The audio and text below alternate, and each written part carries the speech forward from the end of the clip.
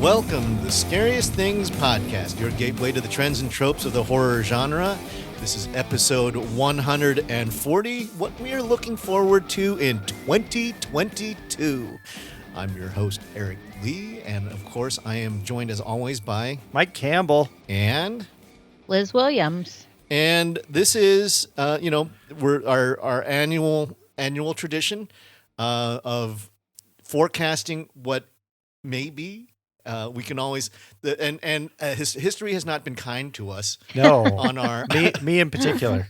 And although I did, for the record, I did pick Antlers several years ago. Like when Antlers when Antlers first popped up on the list, I picked it many years ago, and of course, it took several years for it to actually get out the door. But it was my number one. I know it was awesome. I loved it. I know. So. My track record is not stellar, but... Have you seen Antlers yet, Mike? No, I haven't seen Antlers yet. Okay, you get on it, buddy. I know. Oh, I need to do it. You picked it and still haven't seen it. I know. I'm going to have... This is going... One day we're going to have to do the movies we are ashamed to admit that we haven't seen. Part 2. And the more of these things that you let slip by, Mike, I'm going to remember these. I know. So, anyhow. I have seen Carrie. Yeah, I was going to say, it's no Carrie. I have seen the birds. Although I think for Liz, the old movies are going... I haven't seen hardly any of them. Yeah, and, anything before 1980, it's like you got a 15% chance of landing with Liz on these. Yep. So, but and Mike, do you have our last year's recap? Do we know? I don't, not offhand. Liz, I was going to ask you what you were actually looking forward to. Well, that's what I think we in always have 2022. Like other than horror movies, what are you looking forward to? Well, I'm looking forward to going down to New Orleans to hang out with Liz. Yes. And I was going to say the exact same thing. Attending the Overlook Film Festival because we've missed the last 2 years because of pandemic. And hopefully we'll be on this year. Yeah, you never know. This Omicron. Is that what? Yes. That variant is, we'll be boosted up and actually hopefully get a chance to experience actually your brand new airport, which hasn't gotten really the training wheels haven't come off of that thing yet, but I can't be worse than Louis Armstrong. No, I picked someone up there actually just 2 days ago though, and it's a cluster. Oh, God. It's going to be fun. But we'll see how Mardi Gras goes here. If we can make it through Mardi Gras and oh God, that's right. Not get worse. Then the Overlook will be on. If half the population like keels over from COVID because of Mardi Gras again, that's we'll see. All right, here's what we picked in 2021. Oh, okay. A Quiet Place Part 2, Antlers, Army of the Dead, Stink, Candyman, pretty good. Yes, good. Coming Home in the Dark.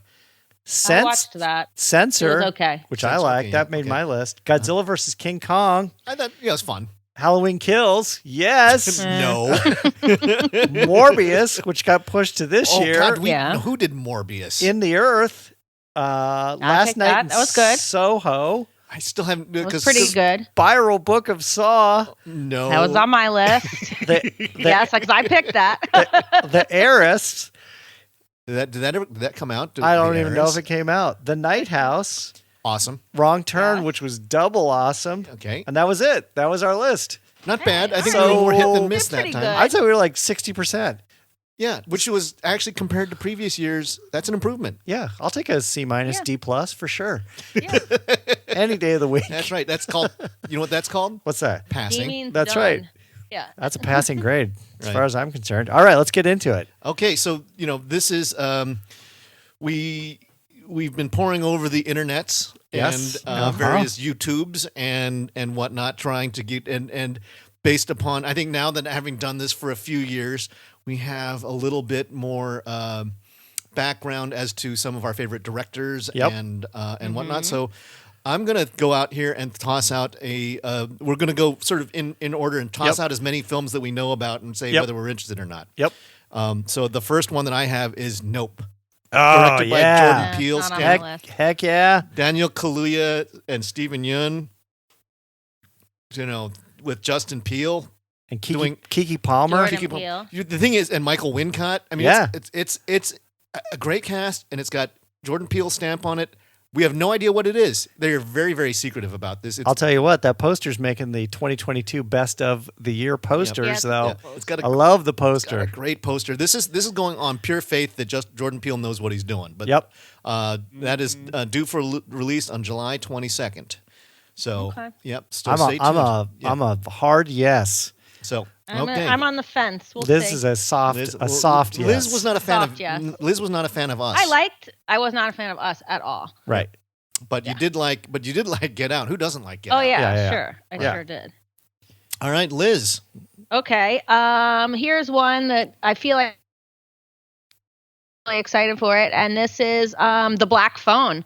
Yeah. Ethan Hawke, directed by Scott Derrickson, based on a short story by Joe Hill. So I am psyched for this. However, I did see the trailer in front of something, and the trailer is like 3 minutes long. So they show you, I'm hoping not too much, but I don't know how it couldn't be too much. So I'm kind of disappointed in that.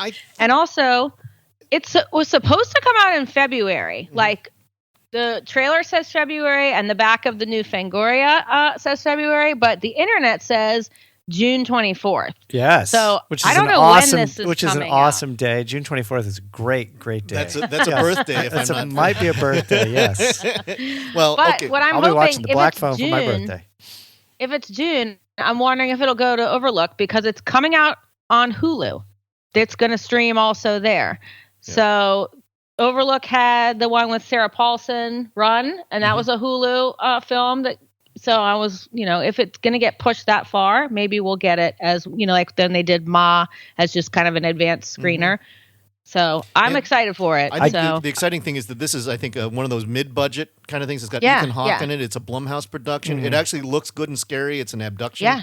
And Ethan Hawke plays a bad guy. Yeah. I was reading the interview in the new Fangoria magazine with Joe Hill talking about this, and it was really fascinating what he was talking about. Yeah. They compared it to the Truffaut film 400 Blows, which I thought was really kind of interesting. Okay.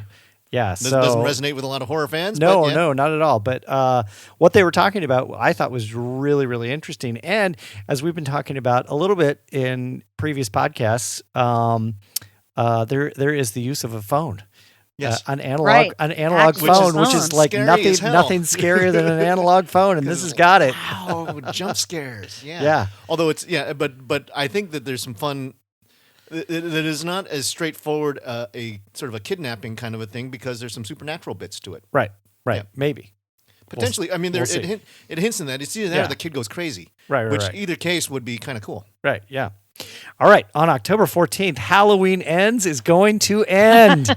This is the final installment of David Gordon Green's Halloween trilogy. This takes place, I said 3 years after. It's actually 4 years after 2020's Halloween Kills. No. So it's 4 years. No, he's going to be sitting there waiting at the house for he's going to be in his early 80s.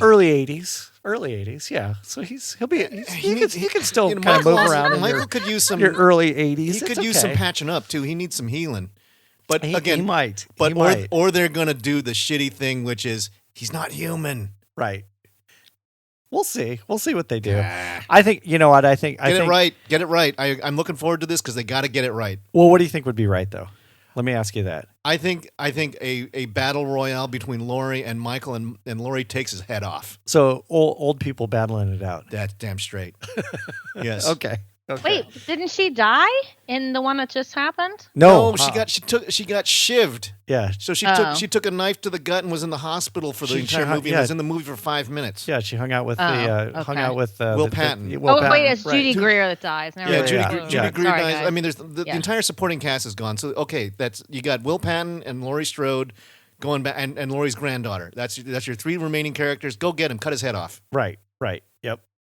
So we'll see. Yep. We'll see. It's written by David Gordon Green and Danny McBride, and they did well with the first one, and it's a split decision on the second. So we'll see. I will watch it. Okay. Halloween ends October 14th. Eric, what's next? Here's a fun one. Okay. The Last Voyage of the Demeter. What? I've never even heard of that. This is directed by Andre Overdahl. Okay. Who brought us Troll Hunter and Autopsy of Jane Doe and Scary Stories to Tell in the Dark. Right. It stars Corey Hawkins from Straight Outta Compton. Aisling Franciosi from Game of Thrones, Liam Cunningham from Game of Thrones. He was the fishmonger, I guess, and David Dastmalchian. Oh, our friend David. Oh, cool. Wow, this is cool. This is a movie produced by Ambling Entertainment, which is Spielberg's house, that is based upon the chapter "The Captain's Log" in Bram Stoker's Dracula. It follows the ship that is transporting 50 unmarked crates from Carpathia bound for London. These crates just so happen to be long coffin-shaped boxes. The ship gets cursed. So I am totally looking forward to this. It is a period piece movie. I think it's got a great cast and it's got a great director. I am the date of release to be determined. It is finished shooting and it is in post production now. Okay, all right. Exciting. I'm in. Yeah, exciting. I'm in. And what was the release on it? No release. No release yet. Okay. Probably fourth quarter of next year. I think. Okay. So maybe it might be in November, December. Okay. Awesome. Okay. Liz, what do you got?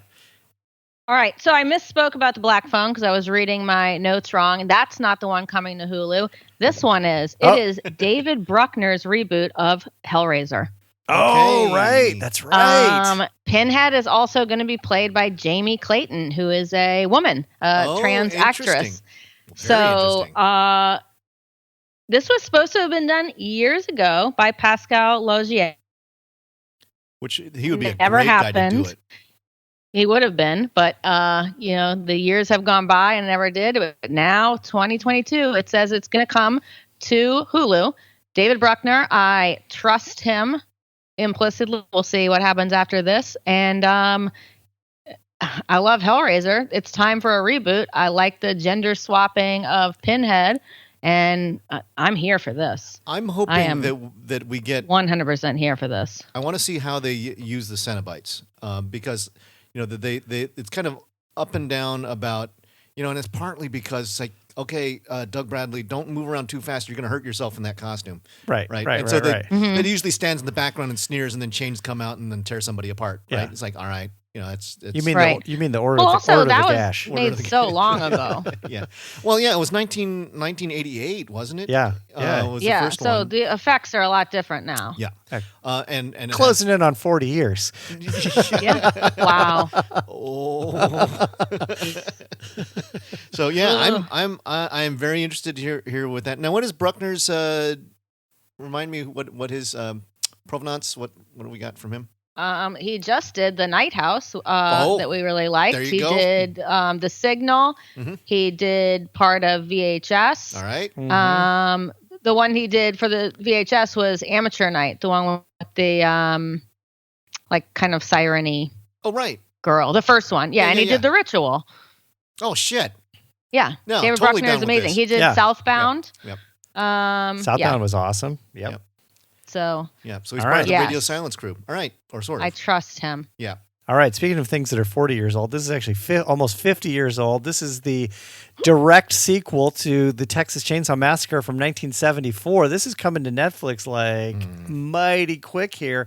What? Before you give me the frowny face, this is co-written and I think produced by Fede Alvarez. Okay. So slow down, slow down on disparaging Leatherface. Texas Chainsaw's great. Granted, I think this whole thing is totally snake bit because after they did Leatherface, Lionsgate had wanted to do 5. They actually had plans for 5 more films, and then the whole thing kind of fell by the wayside because they didn't have the rights to it, and so then Legendary acquired the rights to it, and then they brought on Fede Alvarez, and then they brought on a couple directors. They fired those directors, and they brought on this guy, David Blue Garcia. This is his first outing as a director. So good luck, sir. Yeah, I mean it's got a lot of there's a lot of knocks on it, but I think the fact that Fede Alvarez is involved is interesting. I think it's also interesting, as a lot of films are doing now. They're taking a play from the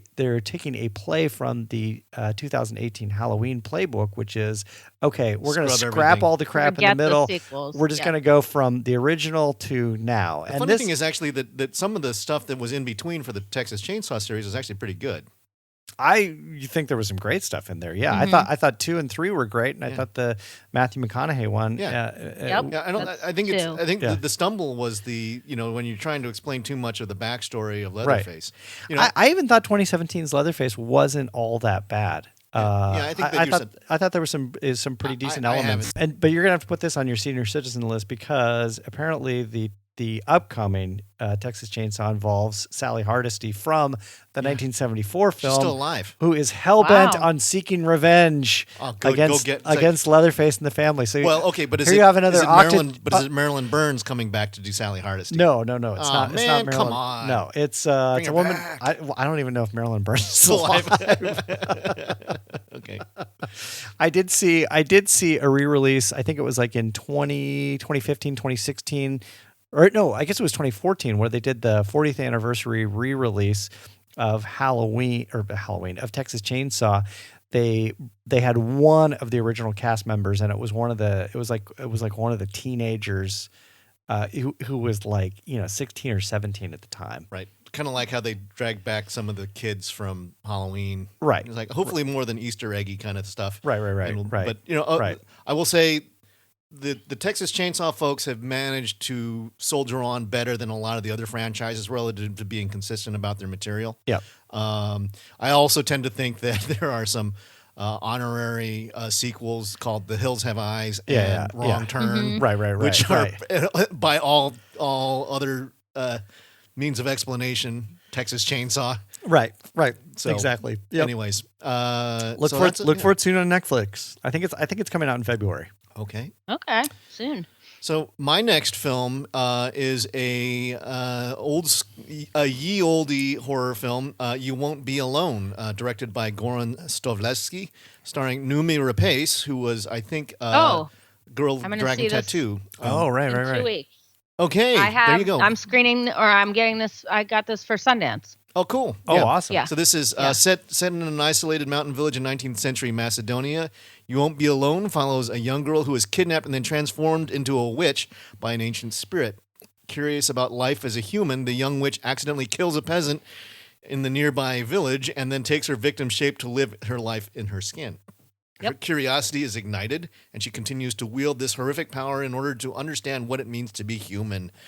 Fascinating take. Old school. It looks like Hagazusa. Oh, cool. But with because it's got that beautiful mountain landscape. Right. But there's actually probably more happening. Like Hagazusa's, the thing is, it is as slow burn a movie as you'll ever run into. It's dreary. It's beautiful. It's well told. But Hagazusa with a little pace. Yeah. All right. So what's it called again? You Won't Be Alone. You Won't Be Alone. April 1st. I'm in. And Liz is going to catch it for Sundance. Sweet. Yep. Yes, I will. Liz. Okay, so my next one, I think we're Lost you. until March. Okay. Go ahead. Sorry, we lost you for a sec. Say that again. Oh, am I back? Yeah, you're back. Okay. Mine is X. Yes. New movie that we just got the trailer for. Super excited. And speaking of Texas Chainsaw, if you watch the trailer, you are definitely getting Texas Chainsaw location vibes. So this is starring Mia Goth, Brittany Snow, Jenna Ortega, and Scott Mescudi, otherwise known as the rapper Kid Cudi. And this is about a adult film crew going out to rural Texas to film a movie called The Farmer's Daughter, and it's all going to go horribly wrong. And boy, does it look great. I cannot wait. Yep. And A24 in their press stuff describes it as one goddamn fucked up horror picture. So if that is what the studio is saying, yes, and ready. Ty West. March 18th. Yeah, I think the thing that's really interesting too is that speaking of the elderly, there's an elderly couple that owns the ranch where they're shooting the film, and the elderly couple are the ones that are leering at the production, and they're apparently somewhat reluctant, I guess, as soon as they realize that they're shooting what's going on. Yeah, that they're shooting a porn film. And it's not super clear if they're the ones that become violent or how they become violent, but that's sort of certainly looks well. It's got the creep factor. Oh yeah. Well, although this is, I think I will also. This is an opportunity for me to tell our audience, if you haven't done so already, check out my dead list on the elderly in horror movies, and they come and whether they're the heroes or the villains. Yep. It is very interesting how horror movies what kind of a take, because the shock value of seeing an old person naked. Right. It's one of those things where it's like you kind of you pull back. I mean, not should we? I mean, It's like, I mean, that's the thing. It's like now it's like we're middle aged. It's like, right. I don't know if I look that bad, but at the same time, it's like, yeah, you're not gonna you're not gonna get the R rating because of sexy 75-year-old woman unless you have maybe Barbara Crampton accepted. I think Right.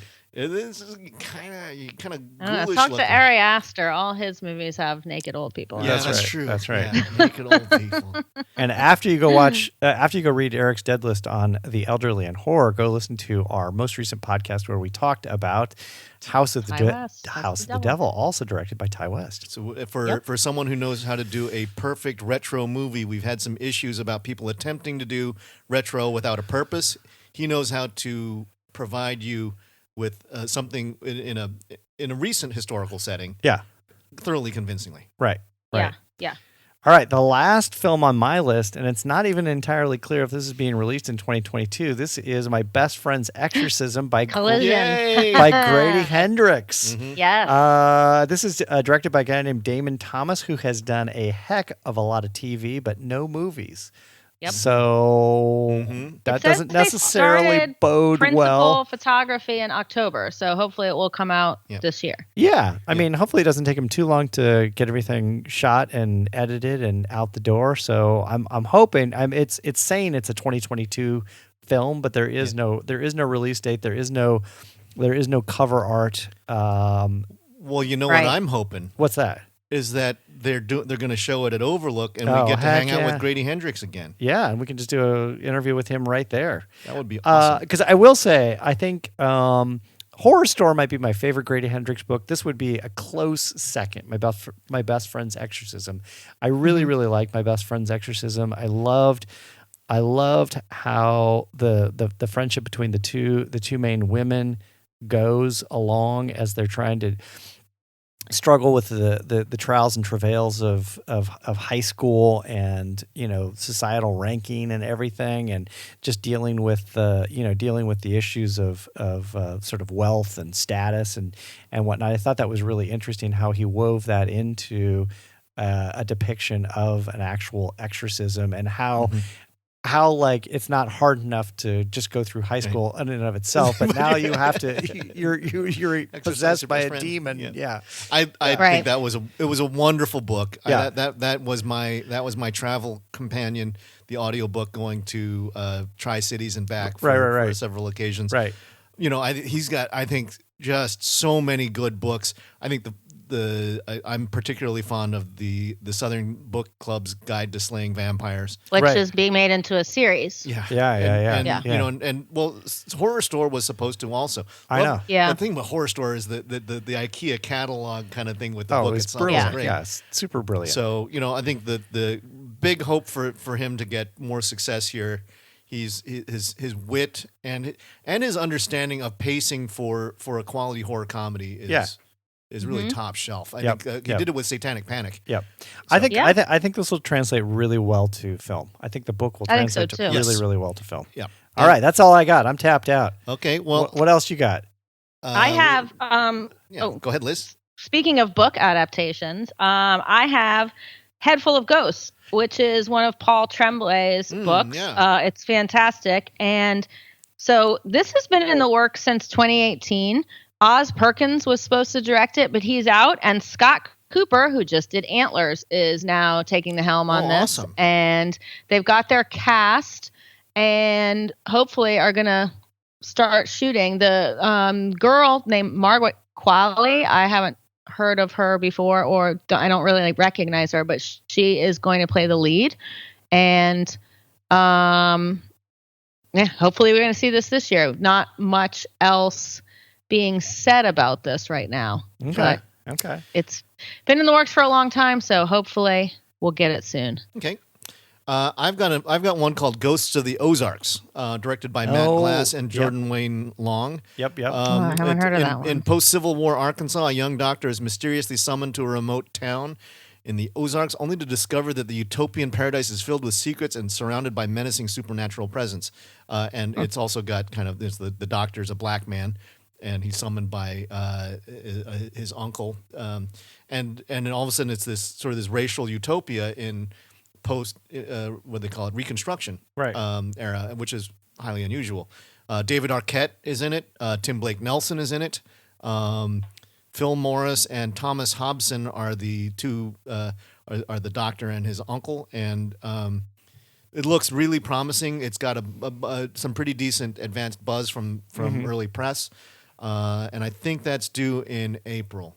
Okay, cool. Okay, so that's coming out, and then we've got some other. I mean, if we're gonna quickly rattle off some other things. I know no one, like the entire planet is talking about Scream, but none of us are interested in seeing Scream. Yeah, it's getting super mixed reviews. I know some people who are huge fans of the franchise love it. I love the original Scream. They deteriorate as they move on, in my opinion.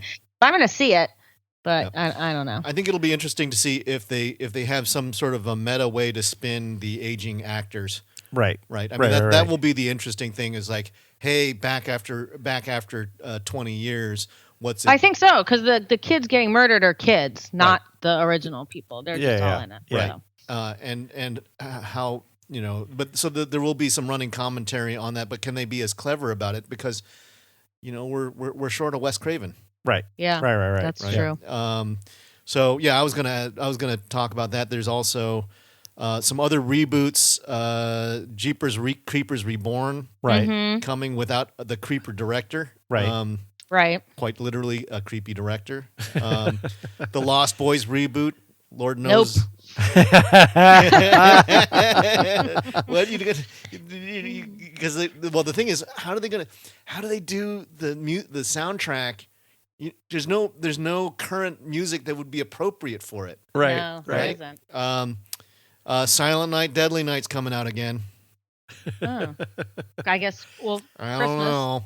Is it really? I didn't even know that. Yeah. What? I assume it's going to come out. It's next fall. Christmas. Yeah. Probably. That's going to be the plan. Straight to VOD, straight to video kind of a thing. Like what Slumber Party Massacre. Yeah, it's like Sci-Fi Network kind of a thing. Oh, that's really terrible. Yeah. I'm going to hope for Mike Flanagan to be back on because he's doing for Netflix the series The Midnight Club based on Christopher Pike novels, and I read Christopher Pike, oh my gosh, so much, like 4th, 5th, 6th grade. That was my jam. So we'll see. Hopefully after Midnight Mass, the Midnight Club will be good. A return to form. And the Midnight Club, Liz, was also like laid out in the Nickelodeon series. Are you afraid of the dark? Yeah. Yes. Right. Yep. I got two others here. I've got Urban Legend reboot.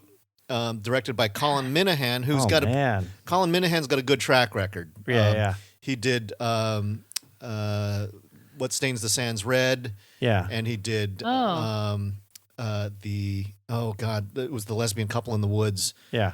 Which was a great movie. What Keeps You Alive. What Keeps You Alive. Right, he's got a pretty good indie track record now. He's sort of been He's getting the bump up to a more studio kind of a thing. To remaking Urban Legend? I mean, yeah, I know. It's like Urban Legend was a decent. I don't know.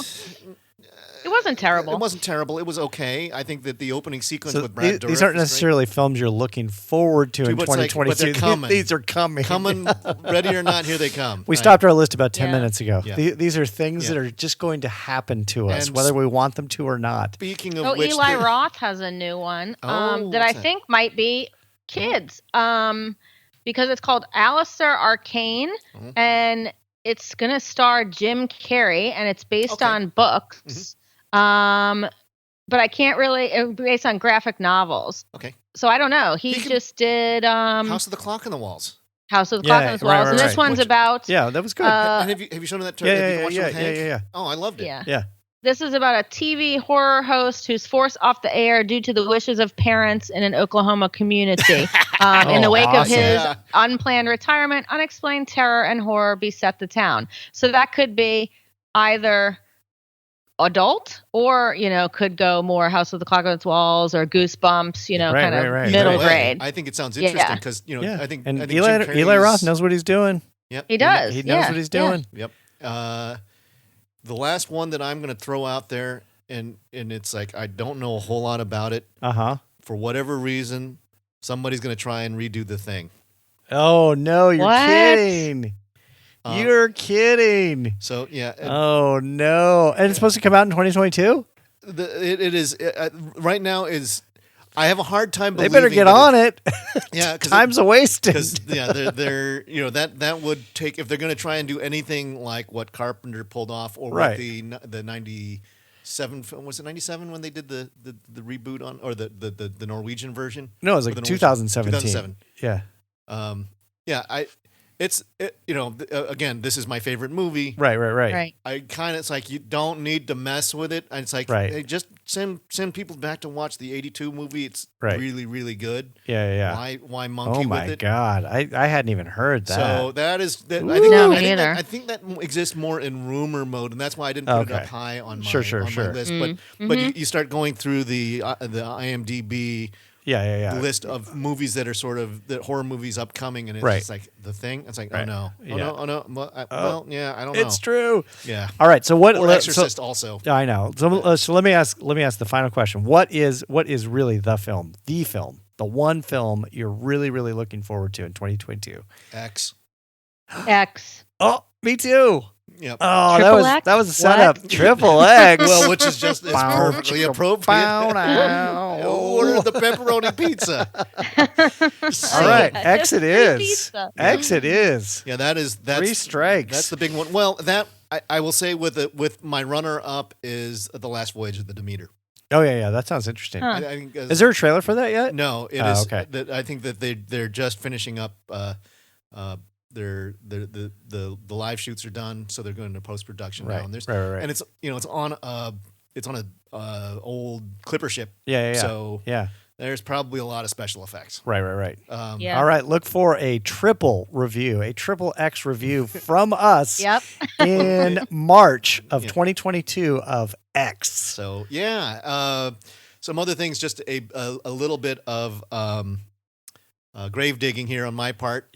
So I've got yet another dead list cooking up. This one, it's not completely tied to any of this stuff, but I've got a list of gas station horror tropes. Heck it is amazing how many different ways you can use the gas station, whether it's the creepy gas station attendant, whether it's the gas station has a fiery bomb, whether it's getting trapped in a gas station. It is the, after maybe the graveyard or the basement, the scariest place to be in a horror movie has got to be a gas station. And it's been proved out by how many there are. I mean, it's just an amazing list. So check out the Scariest Things online. I think we should do a whole podcast on gas station horror. We just may have to. You're gonna have to pick that into it because it's a fun one because it blends in with some hillbilly horror, right, or siege horror, or that kind of stuff. It really crosses lots of. I hope you're including House of a Thousand Corpses. And I just thought of another one too. Oh, you did? No, House of a Thousand Corpses. That is a blank spot in my mind. I don't have. Yeah, the whole thing is like set at a gas station. Oh Jesus! I might have to include that. You will. I have Maximum Overdrive. Yes, you will. I think there are. 30, come on! If you got Maximum Overdrive, you have to include House of a Thousand Corpses. I've got 30 movies in it right now. Okay. So House of a Thousand Corpses will probably have to find its way in somehow. Yes. Even though I despise that movie. So, anyways, that's some fun stuff to look forward to. By the time this recording goes out, it will have been posted. Check it out.